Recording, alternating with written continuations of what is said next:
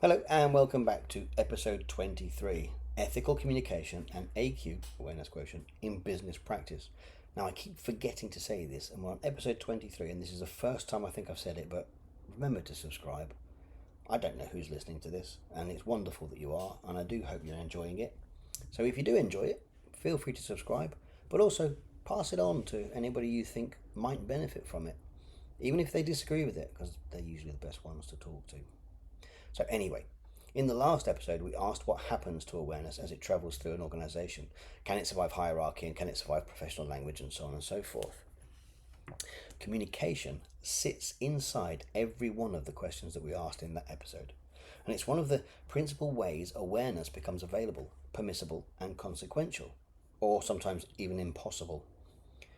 So, I want to close this business unusual season with communication, but not presentation skills or executive presence. We're not going to do any storytelling other than what's on the screen in front of you.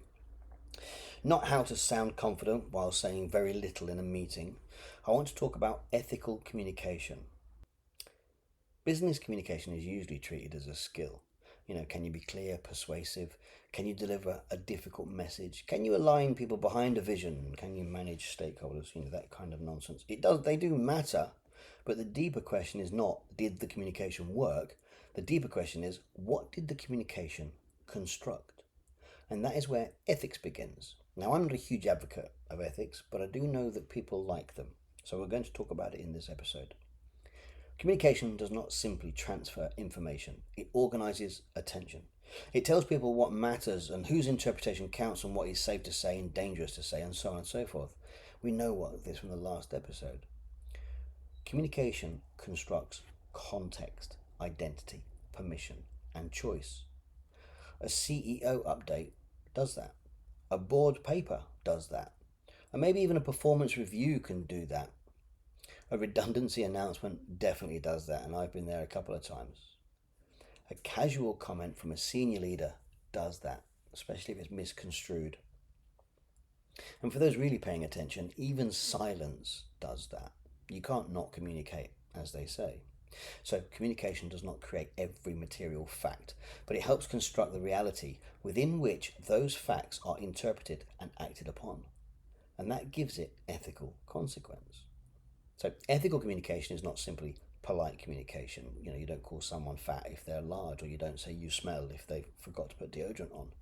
It's not warm language wrapped around a decision that treats people as disposable, and it's not a soft tone. It's not a well managed reputation. In fact, a lot of unethical communication sounds extremely professional, and that is what makes it dangerous. It rarely announces itself as manipulation. It arrives at alignment, engagement, narrative, messaging, even that silly word optics, stakeholder management. It says, we want to bring people on the journey. And sometimes that means genuine participation. Sometimes it means the destination has been fixed and people are being invited to perform involvement.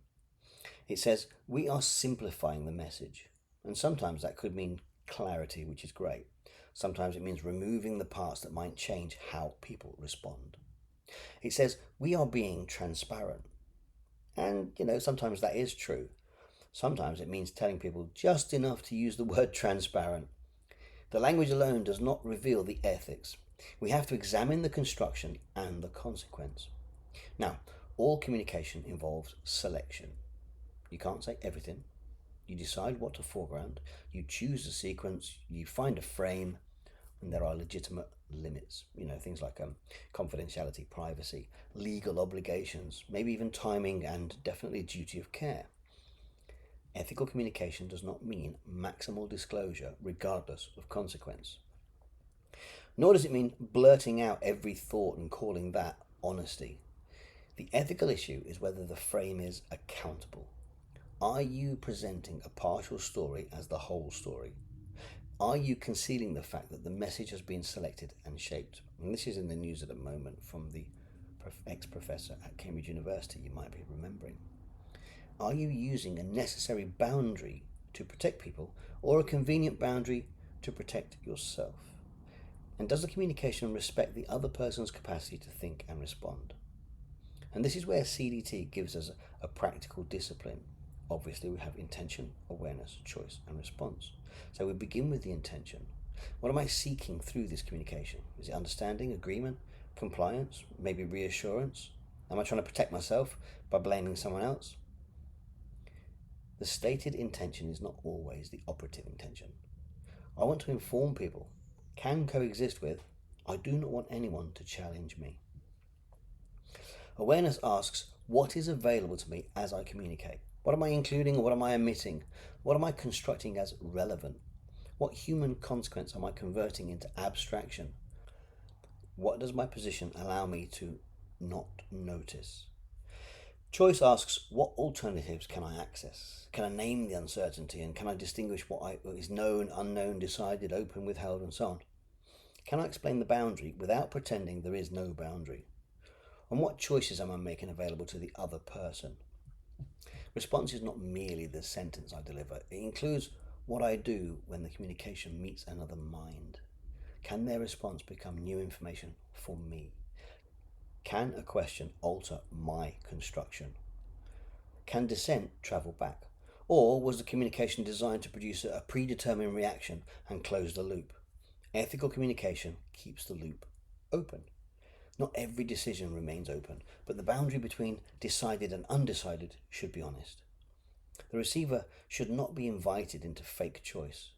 Take the example of redundancies. An organization says, we are right-sizing the organization to create a more agile operating model and aligned with our future strategic priorities. The words might be technically defensible, but they are anesthetic. They distance the speaker from human consequence. They hide pain inside abstraction, and they turn people losing their jobs into a sentence nobody has to feel. A more responsible version might say, we are reducing roles. That will affect people's lives, and we need to speak plainly about it. The decision has been made because of these business pressures. We will explain what we can, be clear about what is still uncertain, and not dress this up as something painless. That does not make the decision good. It does not remove the harm. It doesn't even disclose information that must remain private, but it refuses to ask people to admit the packaging of their own loss. Plainness is not always cruelty. Sometimes plainness is respect. But even plainness is not enough. The message must be examined alongside the consequence. A leader says, my door is always open, and the words construct permission. What happens next constructs whether that permission is real. If people have challenged before and nothing changed, the phrase may become theatre. If somebody spoke honestly and was punished, then it's obviously going to be manipulation. And if the door is open but the leader's awareness is closed, the invitation means very little at all. So culture listens to consequences, not slogans. The words construct permission. The consequences construct the danger, and people believe the consequence. And that's why good intention cannot settle the ethical question. A leader might genuinely intend reassurance and still erase uncertainty. People need to understand it. A manager might intend inclusion and still invite views after all meaningful choices have closed. A board may intend innovation while every question communicates that failure will be punished. Ethical responsibility includes impact, but it is not the fantasy of controlling every impact. You can't determine another person's construction. You can take responsibility for the conditions your communication creates. What did you make visible? What did you conceal? What did power make difficult to challenge? And what response becomes safest? And that brings us to persuasion and manipulation. They are not separated by a magic set of words. All persuasion attempts to influence, and we all manipulate people all day long, we just don't call it that. The ethical question is how that influence operates. Is the steering visible? Are relevant interests disclosed? Can the other person inspect the frame? Is refusal genuinely available or merely theoretically available? And does the communication preserve enough awareness for meaningful choice? So manipulation hides the steering, exploits asymmetry, or manufactures a response while denying that it is doing that. Ethical persuasion can be passionate. It can advocate. It can ask for commitment. But it does not dress self-interest as shared purpose. It does not call compliance alignment. And it doesn't call silence consent. Silence in business is often misread. It's not an objection, and everybody's not aligned. People seem fine. no major concerns are raised, perhaps. Or perhaps the room has learned that speaking is unsafe. Perhaps the decision is already made. Perhaps people are tired of being invited to contribute without consequence.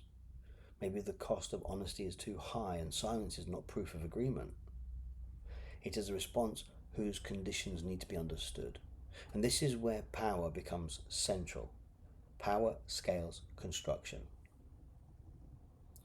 The more power you hold, the less effort your language may need in order to organize other people's behaviors. So a senior leader might casually say, "We need to be more commercially minded." An entire team starts cutting things that should not be cut. A manager says, "Well, I'm not blaming anyone." Everyone immediately searches for the safest person to blame. The sentence is not operating alone. Status, history, incentives, and anticipated consequences are speaking with it. And the less power the recipient has, the less freedom they may have to correct the speaker's interpretation. And that's why the ethical burden cannot be distributed equally across an unequal relationship. The greater the power imbalance, the greater the responsibility for what communication makes thinkable, speakable, and actionable. So what does ethical communication require in practice? First, constructional honesty. Ask what reality the message is organizing and whose reality it excludes. Second, visible boundaries. Distinguish what is known, unknown, decided, open, and legitimately withheld. Do not pretend the partial story is the whole story.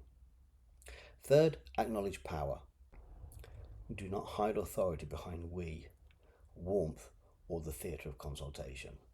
Name who decided and where responsibility sits. Fourth, preserved agency. Give people enough relevant awareness to understand what is being asked, what choices remain, and what the consequences might be. Do not invite participation where only acceptance is available.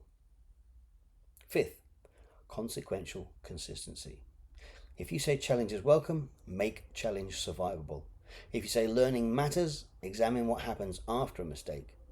If you say people matter, then let the claim become visible in your decisions. These are not 5 techniques for sounding ethical. They are 5 disciplines for remaining accountable to what communication constructs. And that distinction brings the whole season together. In episode 18, we saw that leadership constructs the decision environment. Power scales construction and determines what becomes thinkable. In episode 19, coaching became developmental only when it worked on the capacity of producing the decision, not merely the decision itself. In episode 20, culture became the repeated privileging of particular constructions. In 21, the deliberate thinking consultant held the position from which a board could observe its own construction. And in episode 22, organizational AQ profiling traced whether awareness could arise, travel, survive power, and change what happened next. And now communication reveals how all of that becomes relational. Deliberate thinking is not merely a private cognitive achievement. It is a responsibility for what our construction makes possible for other people. So here is the final uncomfortable question of the season. When you communicate, what becomes easier for the less powerful person to know? What becomes easier to question or possible to choose? And what response can travel back to change you? Ethical communication is not proved by how polished the message sounds, nor by how successfully it lands. Its ethical quality is revealed by what it allows another person to see, think, question, choose, and then do. This is thinking deliberately. And the final uncomfortable thought for this business unusual season is this. Communication is the construction of a shared decision environment through language. The more power your words carry, the greater your responsibility for the awareness, permission, and choice they leave available to others. That is not a soft skill. That is deliberate leadership. Thank you.